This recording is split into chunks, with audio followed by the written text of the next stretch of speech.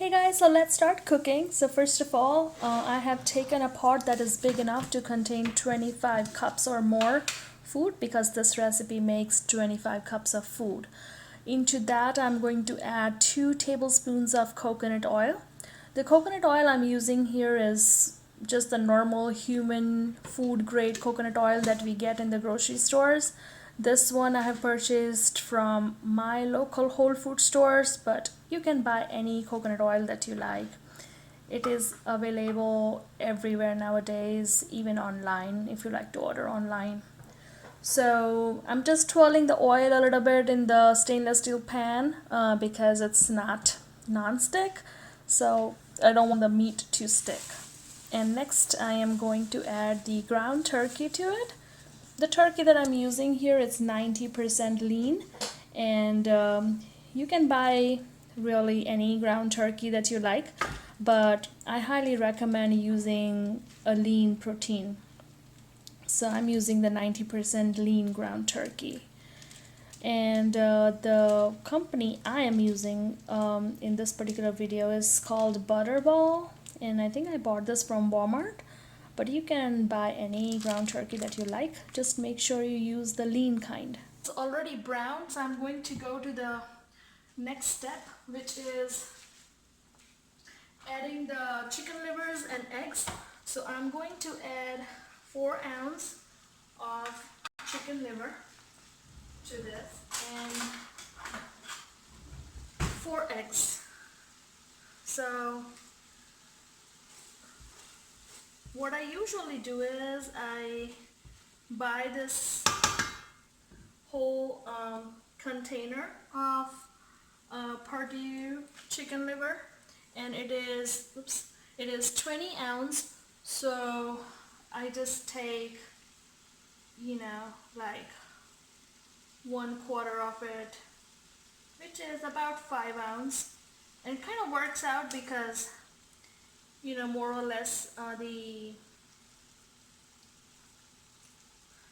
sometimes the eggs are smaller, sometimes the other ingredients are more or less. I kind of adjust, but yeah, if you want to be exactly specific about it, then it would be 4 ounce of chicken livers.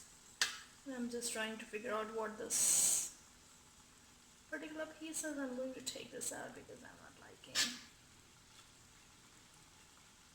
I'm just going to take this out. Okay, I just didn't like the weight. The color was, I'm not sure what that stuff is. Okay. Alright, so this is about 4 ounce, and I'm just going to let it brown, and I hope you guys can hear me alright. I know you can no longer see me. Hello. But I mainly want you to see the pot. That's more important. So I have about 4 ounce of chicken liver in there, and then I'm going to add 4 whole eggs to it, including the egg white and the yellow portion of it.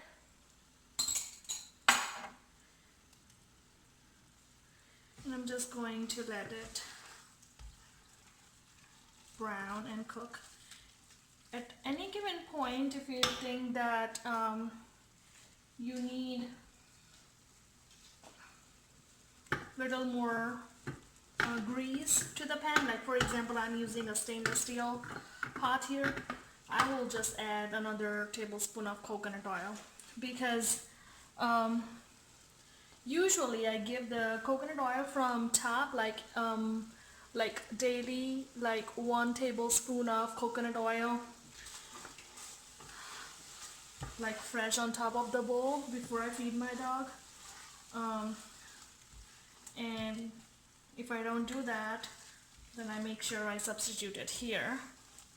So give or take, it should be a tablespoon of coconut oil daily, of course depending on the weight of your dog. My dog is 50 pounds, so it's 1 tablespoon.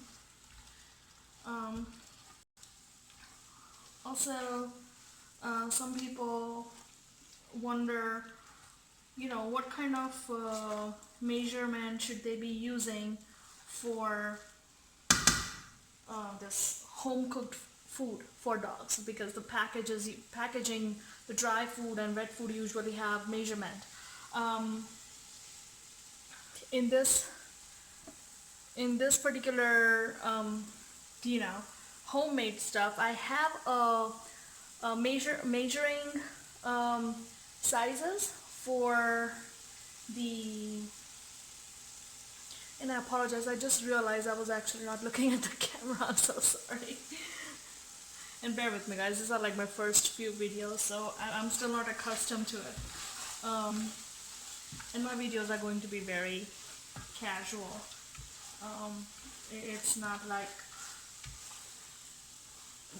in other words, I want to keep them very realistic, and I'm also learning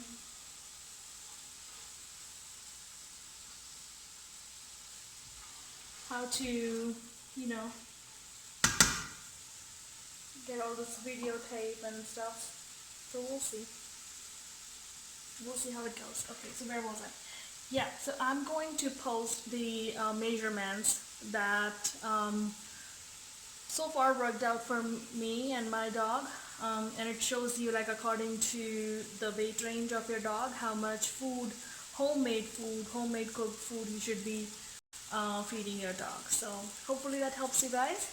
Okay, so right now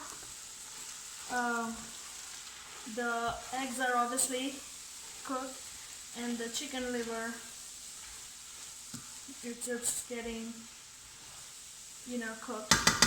In the meantime, today I have everything like already prepped and stuff, but usually I would be chopping the vegetables and all while the meat is browning. Today I have it ready.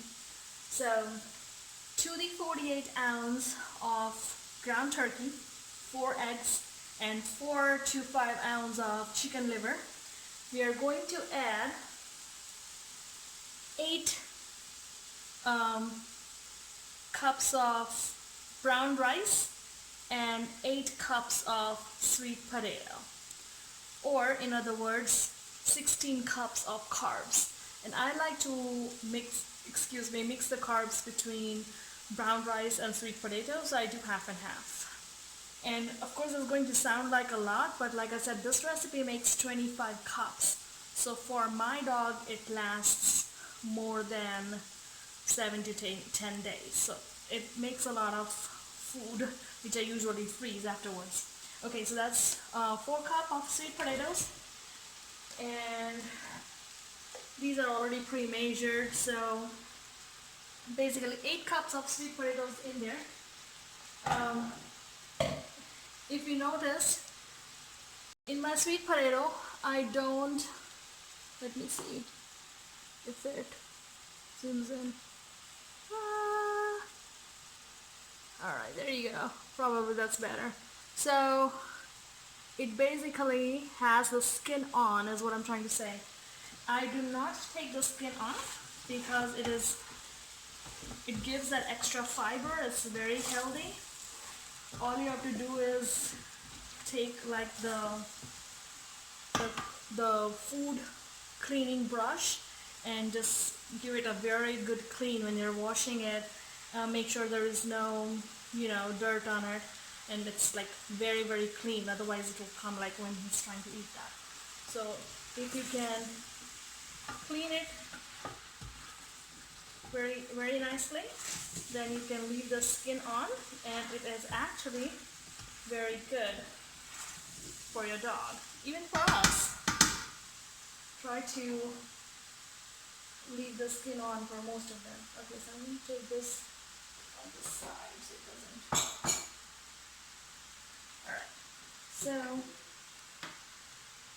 while this is, and what else I have? Okay, so I also have this, I'm also going to put I'm going to put 8 cups of vegetables and fruits. So it can be any combination. I will also drop a link for all the vegetables that are good for dogs and the ones that are not good for dogs, and the fruits similarly. So fruits and vegetables, good and not good. So from the good list, I usually take a different mix and match of vegetables and fruits each time, just to keep it like, circulating between different what do you call it, good benefits each fruit and vegetables give. So I like to mix and match it every time. And sometimes I use what I have in my fridge or freezer. Sometimes I especially have a list. Okay, well, last time I made with these vegetables and fruits, this time I'll make with this one, so like that. So this time around I have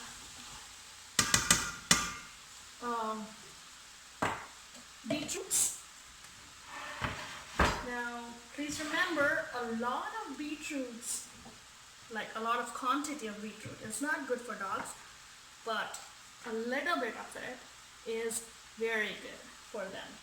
Now if your dog has kidney issues or something, don't add the beetroots. Consult with your veterinary first. And in any case, this is approved by my veterinary, but it is for my dog. So according to my dog's health and age and activity level, it is approved for him. So before, starting your dog on this recipe, I highly recommend that you run this recipe by your vet and get an okay from him. It's possible that your dog has certain medical conditions and some of the ingredients may need to be switched or may not be appropriate for him or her. So one example is beetroot.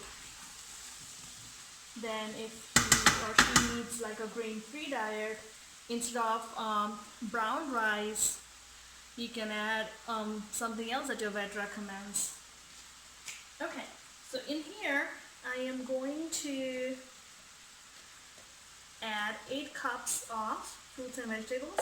So I have the beetroot. Again, in beetroot I have not taken the skin off. I've cleaned it like very thoroughly and then I chop it up, and it's a rough chop. And I have 2 apples here. Any kind of apple will do. It doesn't have to be anything specific. So just make sure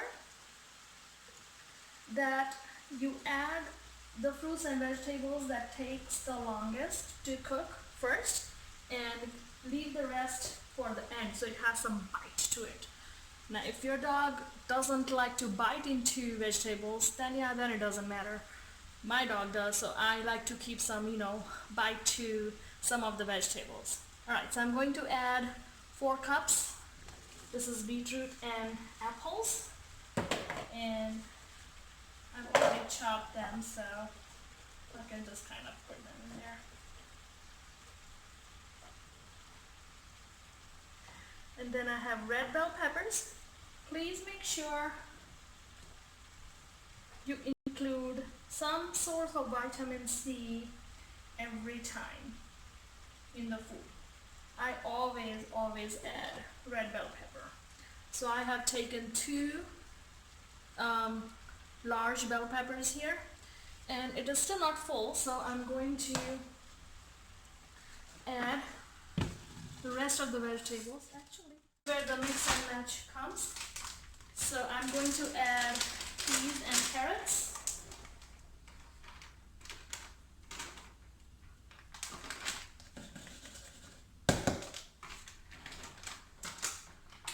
And that will make our another 4 cups of vegetables and fruits. And then just put it in there. That's it. So it has like this beautiful color. I hope you can see it. Can you? You see the color? It's beautiful. It's beautiful colors of different vegetables and fruits. I just love it. Alright, so now that water is already added. We can, I had it in medium setting. Now I'm adding, changing it to medium high. All right, and I'm just going to let this simmer because the meat is pretty much already cooked at this point. The ground turkey was already browned. Eggs only takes like a few seconds to cook, and chicken liver was something that I wanted to make sure it's cooked thoroughly. So it was already browned when I added the vegetables. So meat is pretty much cooked at this point. Now, whenever it's time for me to add the rice, it's usually the last step that I take before adding any kind of the other ingredients that I'm going to show you. And what I mean by that is that since the rice is already cooked, that can be the last thing that goes into the pot, because it's already cooked, doesn't have to be cooked anymore. You can simmer it for sure, so the juices and everything get mixed. Look at how beautiful it looks. I just love it. Alright, so this is 8 cups of brown rice. I've already measured it. So I usually take 3 cups of raw brown rice, which makes about 9.5 cups of cooked brown rice. From that I measure and take 8 cups of brown rice. Alright, so for the 25 cups of recipe that this will make, I'm going to add about 2 to 2.5 teaspoons of turmeric powder. If you have organic turmeric powder, that's great. If not, then regular turmeric powder. If I am from Indian origin, so Indian grocery stores always carry them. Nowadays all the stores carry them. So 2 to 2.5 teaspoons of turmeric powder, 2 to 2.5 teaspoons of ginger powder, and 2 teaspoons of either kelp powder or salt, and not regular white salt. I'm going to put Himalayan pink salt to it. So I don't have kelp, so I'm going to add the Himalayan pink salt, and just 2 teaspoons, not a lot. And this is for the iodine intake. And I'm going to add, like I said, 2 teaspoons of ginger powder. Put 2, 2.5, doesn't matter. Just put like 2.5. And then I'm going to add 2 teaspoons of turmeric powder. If I see it's not catching the nice yellow hue, I might add another 1/2 teaspoon, which is why I said 2.5 teaspoon is fine. But you can, for the sake of recipe, it's 2 teaspoons. Right. You can always add another 1/2 teaspoon. It's not going to hurt anything.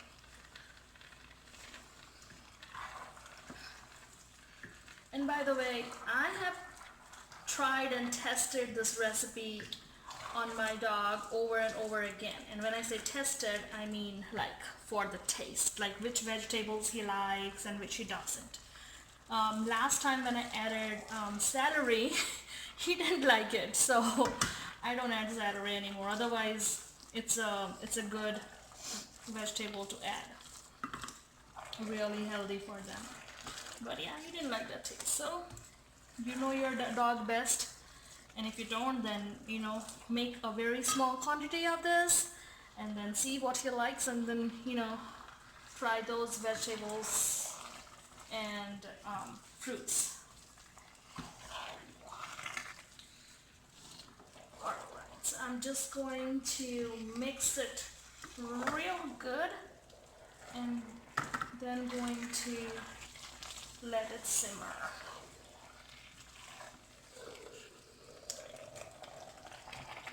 And as you can see, it does make a lot of quantity, and that's why I have such a big pot over here. And make sure you have a lid to the pot or something to put as a lid, because when I was browning the turkey I did have the lid on, and because I'm making this video most of the time the lid is not on, but when I make it myself I just quickly put everything in and then let it simmer. It doesn't take a long time to make this. Right now, because I am showing it step by step, it's taking a little bit of time to show you guys, and it seems like it's a lot of steps, but it's not really. It is very, very easy.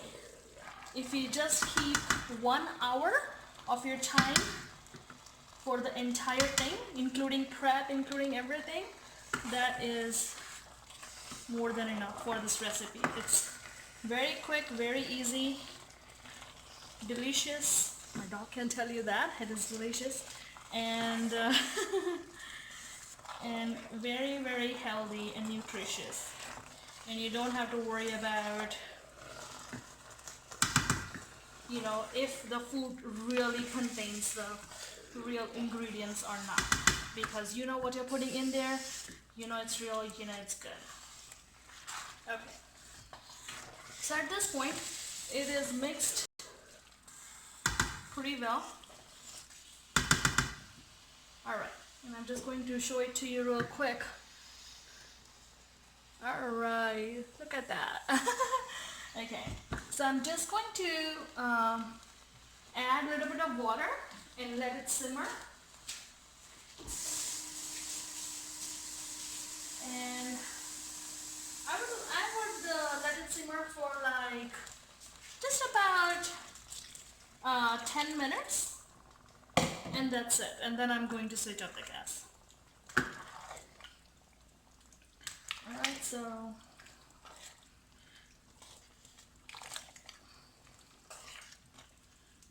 and in the video I'm going to try and add links to some specific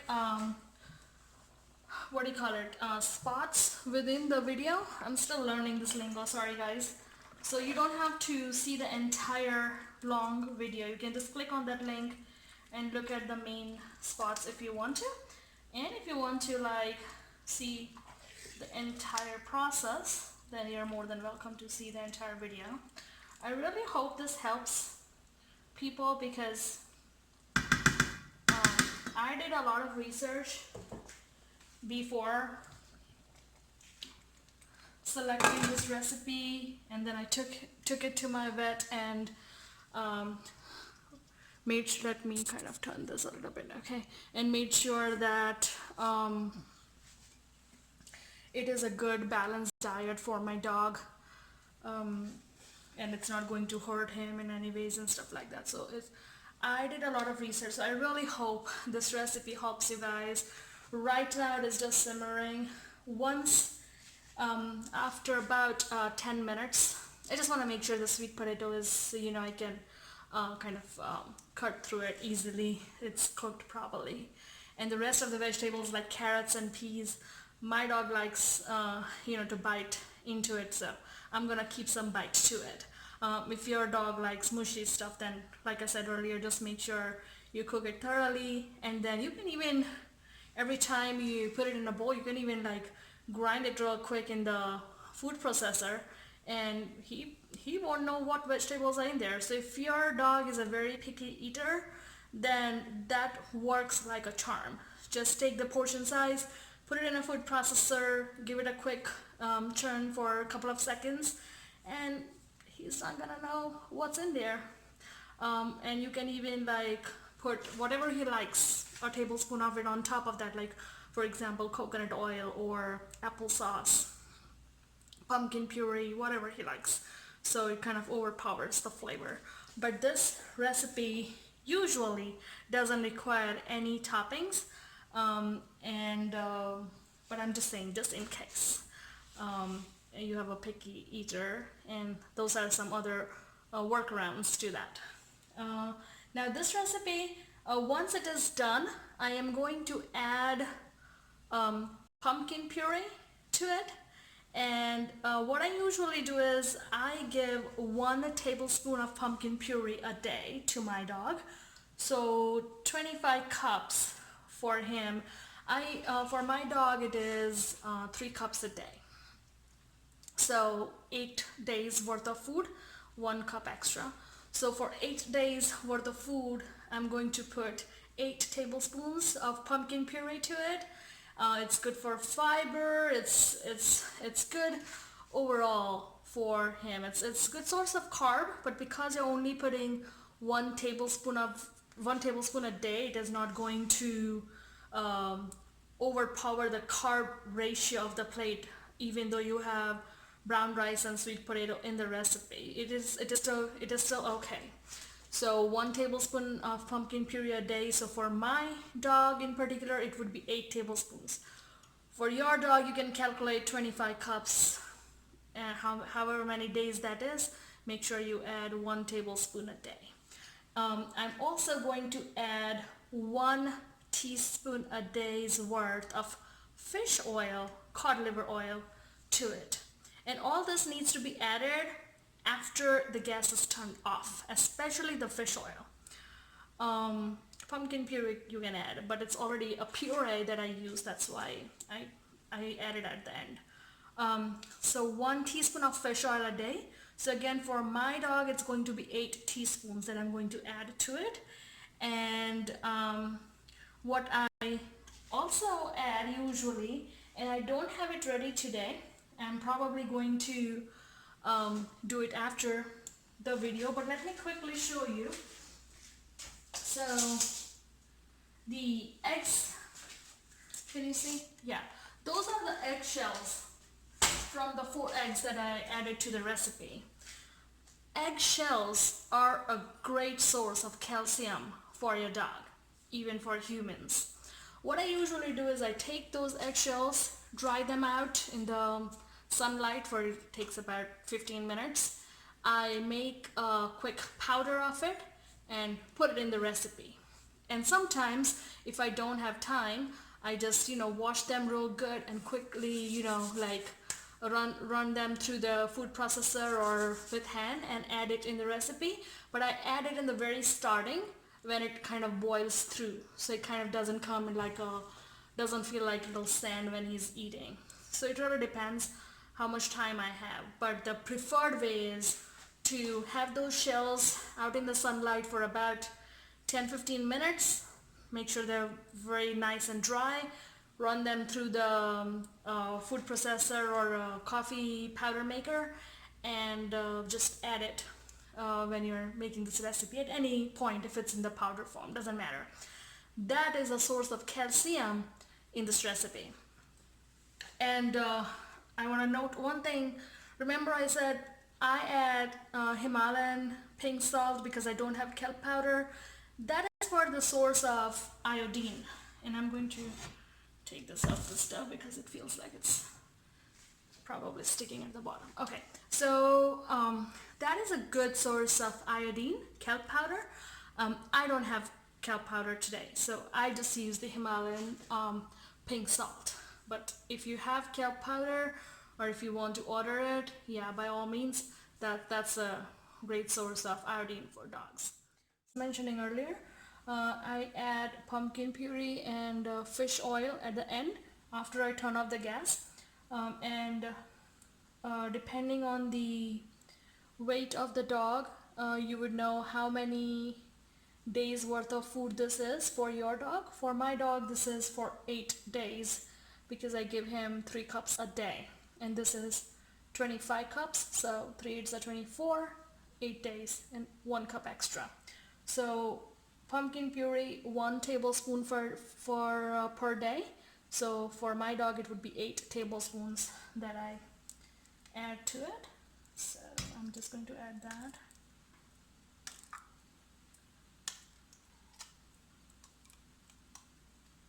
And it doesn't have to be like exact, it's just like rough 8 tablespoons. And then I'm going to add fish oil to it. So this is the fish oil that I use. Basically, you would want to see the EPA and DHA level on it. I don't know if it's focusing. Is it? Okay. Anyways, I will add it in the description. You would want to see the ratio of EPA to DHA, and for my vet, he okayed this one. I believe I bought this from Walgreens.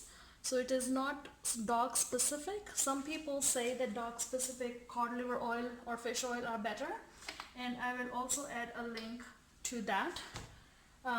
I have had this bottle, so I'm going to finish this one, and then probably I'll buy the dog specific fish oil going forward. So fish oil, 1 teaspoon a day. So again, for my dog, this is 8 days worth of food, so 8 teaspoons.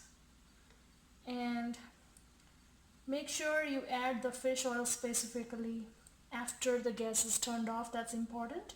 Otherwise, it is going to lose its properties. 3.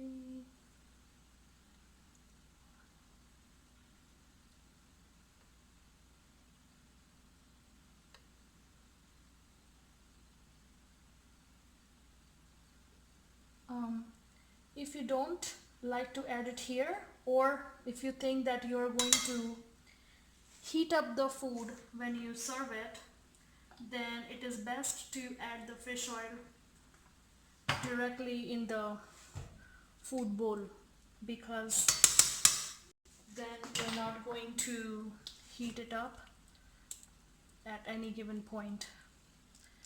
And this is it. And like I was mentioning about the CBD oil, that is something you would add while you're serving the food. So again, to make sure how many drops a day you're giving, and then you can add it here if you're not going to heat the food, but I rather give it directly in the food bowl. So I'm just going to mix it up, and that's pretty much it. And then I'm going to measure it and pack it separately for each day. So I have some